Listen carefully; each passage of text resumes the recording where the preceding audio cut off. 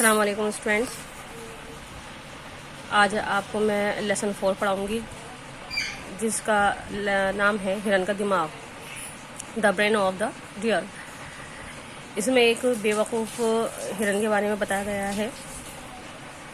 इसमें बताया गया है कि हम धोखा खाने के बाद भी दोबारा किसी शख्स पे यकीन नहीं करना चाहिए और अपनी अकल से काम करना चाहिए।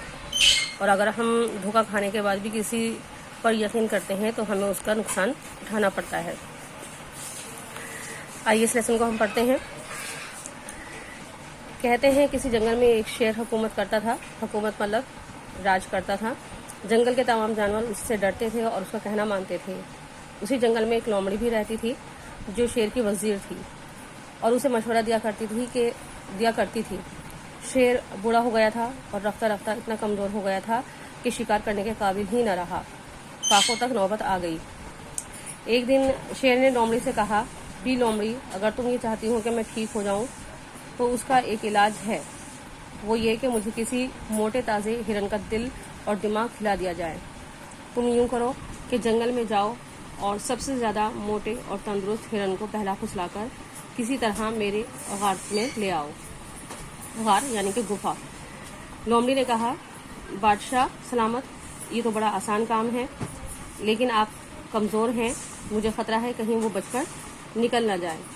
शेर कहने लगा, अभी मुझ में इतनी क़ुव्वत यानी कि ताकत है कि मैं एक हिरन को दबोच लूँ। लोमड़ी हिरन की तलाश में निकल गई और जंगल में इधर उधर फिरने लगी। थोड़ी देर बाद उसे एक हिरन घास खाता हुआ नजर आया। वो बहुत मोटा ताज़ा और तंदुरुस्त था। उसकी खाल धूप में चमक रही थी और खूबसूरत सींग बहुत भले लग रहे थे।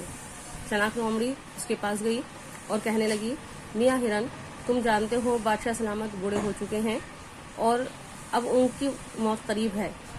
उन्हें ये फैसला करना है कि उनके बाद कौन बादशाह बनेगा।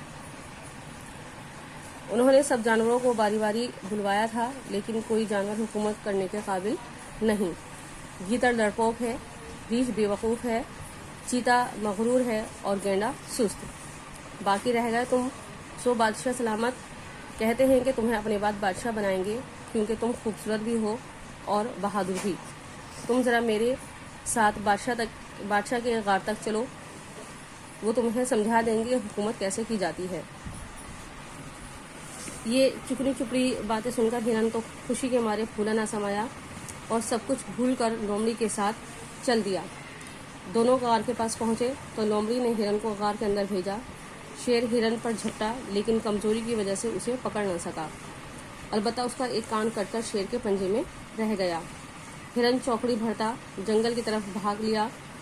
लोमड़ी गार के अंदर आई और कहने लगी, बादशाह सलामत, मैं ना कहती थी कि वो बचकर निकल जाएगा।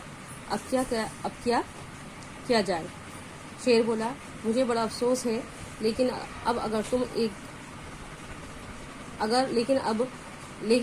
तुम फिर एक दफ़ा हिरन को यहाँ तक ले आओ तो मैं तुम्हें कभी वापस उसे वापस जाने नहीं दूंगा। लोमड़ी कहने लगी, खैर मैं कोशिश करती हूँ। लोमड़ी फिर हिरन के पास गई।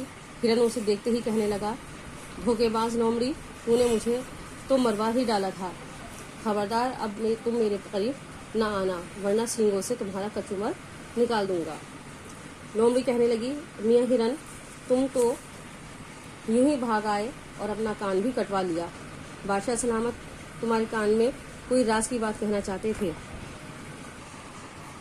अब जल्दी से मेरे साथ चलो, क्योंकि बादशाह सलामत तुम्हारी जगह भेड़िए को बादशाह बनाने लगे हैं।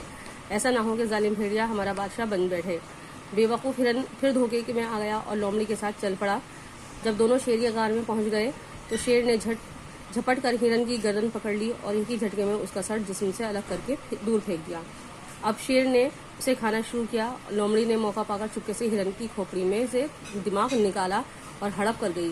कुछ देर बाद शेर ने दिमाग ढूंढना शुरू किया तो मालूम हुआ कि दिमाग नहीं है। शेर ने लोमड़ी से पूछा, इस हिरन का दिमाग कहाँ है? लोमड़ी हंसकर कहने लगी, बादशाह सलामत, इस बेवकूफ़ में दिमाग था ही कहाँ। अगर उसके पास दिमाग होता तो एक दफ़ा कान कटवाकर दोबारा कभी आपके गार में वापस ना आता। ये आपका लेसन है और इसमें आपको मैंने पहले ही बताया था कि हमें धोखा खाने के बाद दोबारा यकीन नहीं करना चाहिए और अपनी अकल का इस्तेमाल करना चाहिए। और अगर इसमें देखिएगा, अगर हिरन एक बार धोखा खाने के बाद, शेर के पास जाने के बाद उसने धोखा खाया और उसके बाद भी उसने नहीं समझ से काम लिया, तो उसकी बेवकूफ़ी रही और अपनी जान से गई।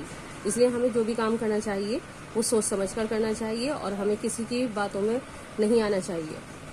इस लेसन को आप ध्यान से सुनिएगा, पढ़िएगा एक एक लफ्ज़ को, और जो काम मैंने दिया है वो अपनी कॉपी भी कीजिएगा। अल्लाह हाफिज़।